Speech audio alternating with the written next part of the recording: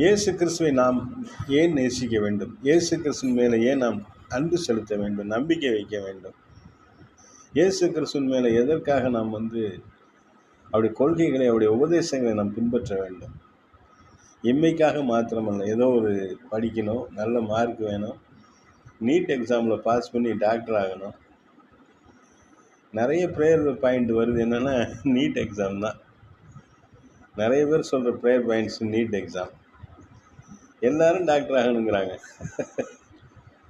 எல்லாரும் மருத்துவர் ஆகணுங்கிறாங்க. அப்போ அவங்க நம்பிக்கை எது மேலே இருக்குது? எல்லாரும் வியாதியாக இருக்கணும், நம்ம ட்ரீட்மெண்ட் பார்க்கணும்.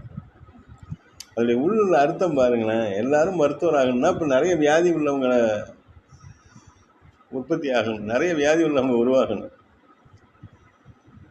அல்லேலூயா. இம்மைக்காக மாத்திரம் இல்லைங்க. இயேசு நம்மை தெரிந்து கொண்டது நோக்கமே நித்திய ஜீவன், என்றும் வாழணும். நித்திய ஜீவன் எவ்வளோ பெரிய சமாதானமான வாழ்க்கை, எவ்வளோ ஒரு வியாதி இல்லாத ஒரு வாழ்க்கை, போராட்டம் இல்லாத ஒரு வாழ்க்கை. அவரோடு இருக்கிறவங்க, அவரோடு பாடுபட்டால் நித்தியத்தில் அவரோடு ஆளுகை செய்கிற ஒரு வாழ்க்கையை கர்த்தர் வைத்திருக்கிறார். இம்மைக்காய் மாத்திரம் ஒரு படிப்பு, ஒரு வேலை, ஒரு கல்யாணம், ஒரு குழந்தை, ஒரு வீடு, காரு, இந்த பணத்தையே கட்டி பிடிச்சிட்டு சில பேர் அழுதுகிட்டு இருப்பாங்க. பணத்தையே திடீர்னு நைட்டு 8 மணிக்கு பணம் செல்லாதுன்னு சொல்லிடுறாங்க. ஆண்டுடைய வருகை திடீர்னு வந்துடும், இந்த பணம் செல்லாது. அல்லேலூயா.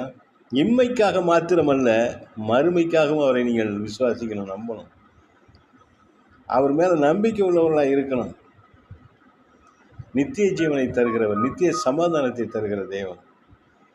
எவ்வளவு பெரிய ஆசீர்வாதத்தின் தேவனை நம்ம வைத்திருக்கோம் தெரியுமா? ஒரு சின்ன விஷயத்துக்காக அவரிடத்துல நிற்கணும்னு நமக்கு அவசியம் இல்லை.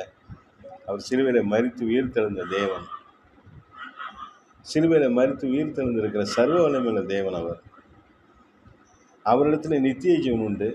அந்த நித்திய ஜீவனில் எவ்வளோ விஷயங்கள், ரகசியங்கள் இருக்குது. அதெல்லாம் இன்றைக்கி யாரும் பிரசங்கம் பண்ண மாட்டேங்கிறாங்க.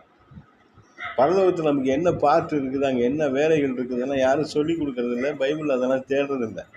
பூமிக்குள்ளார இருக்கிற காரியங்களே இன்றைக்கி பிரசங்கம் பண்ணி சபை அப்படியே போயிட்டுருக்கு. நித்தியத்தில் நிறைய காரியங்கள் இருக்குது, நீங்கள் கற்றுக்கொள்ளணும். அதை கற்றுக் கொடுக்க வேண்டியது எங்களுடைய கடமை. தேவ ஊழியர்கள் மனதார உங்களுக்கு நாங்கள் சத்தியத்தை கற்றுக் கொடுக்க வேண்டும். எந்த சத்தியத்தையும் மறைத்து வைக்கக்கூடாது. தேவ சமூகத்திலே சத்தியத்தை கற்றுக்கொண்டு அந்த சத்தியங்களை உங்களுக்கு பகுத்து போதித்தாக வேண்டும். உங்களை கை கொள்ள வைக்க வேண்டும், உங்களை அதை ப்ராக்டிஸ் பண்ண வைக்கணும். அல்லேலூயா. இம்மைக்காக மாத்திரமல்ல, எல்லாவற்றுக்காகவும் கர்த்தரை நம்பியிருங்க. கர்த்தர் உங்களை ஆசீர்வதிப்பார்.